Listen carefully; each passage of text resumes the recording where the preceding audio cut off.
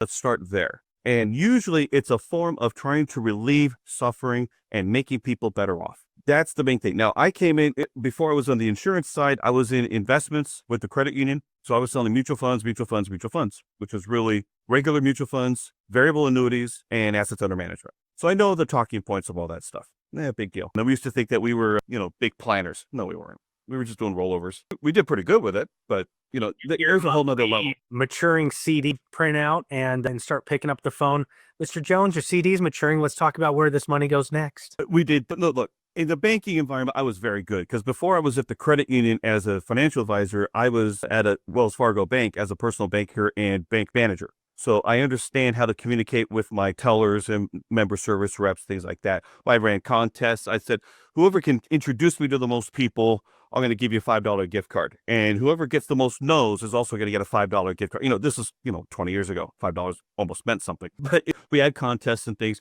But yeah, we had the CD list. We had the money market list. And because it was a credit union, we had what they called SEG groups, special employer groups. And our main SEG groups was AT&T and Verizon or SBC, depending on whatever it was at the time. And whenever people would retire, they would usually come to the credit union and say, I've been offered a buyout option. Should I take it? And I'm thinking, where were you 5 years ago? Why aren't we planning for this in advance? Why are you trying to make a 30-day decision right now when you should have been planning all along? So it's one reason that I wanted to change my focus. Instead of trying to get people right when they're ready to retire, I want to get them earlier, maybe get the insurance and such. But I didn't know enough about insurance. Why would anybody in their right mind buy cash value life insurance? At the time, I had no clue. But that's one reason I went to the insurance company. But in terms of why are you in this business, I want to make people better off having worked with me than before. And there's many different ways, but you got to know enough about your product and how it helps solve problems. So for example, taxes. If we look at how does life insurance help with taxes? If you don't understand taxes, you're going to have a hard time understanding life insurance. So let's do a quick example. And I happen to really like this. Let's suppose that we're trying to solve for retirement cash flow and you'd like to have $100,000 a year income. And if you follow traditional advice, you're going to put all of your money into IRS qualified plans, 401k, 453, 457, SAR, KEO, whatever. How much do you need to have in a lump sum in order to get $100,000 a year income? Well, you need to first figure out what are the taxes going to be. So let's gross that up by 20%.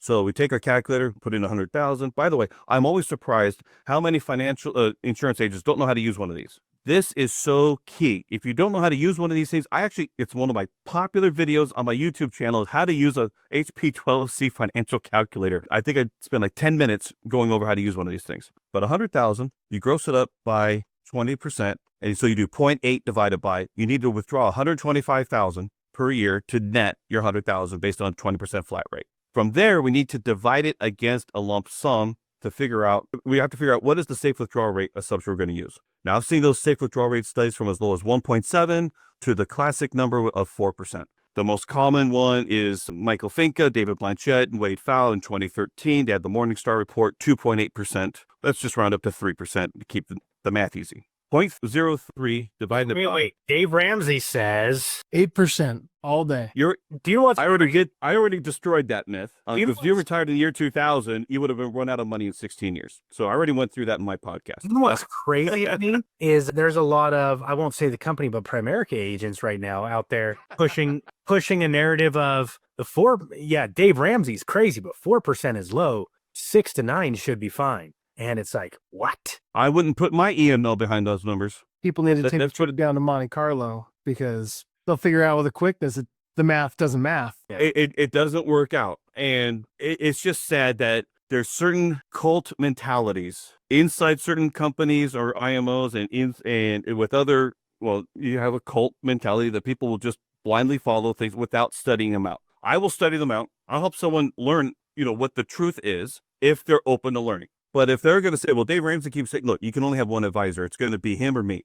And here's the difference. He doesn't know who the hell you are. Now, I might not, I'm being bold because I'm talking with you guys. I'd never say it that way to a client. But still, he's not going to have a personal relationship with you. Plus, he has no licenses. He used to have an insurance license. You can look it up in the Tennessee Department of Insurance. But getting back to the math, if you wanted to withdraw 125,000 to net 100,000, and he used a safe withdrawal rate, use 3%, you need $4.16 million for every $100,000 of income. So at that point, that should be like, oh crap, how well am I doing right now? Right? That's what that number automatically says.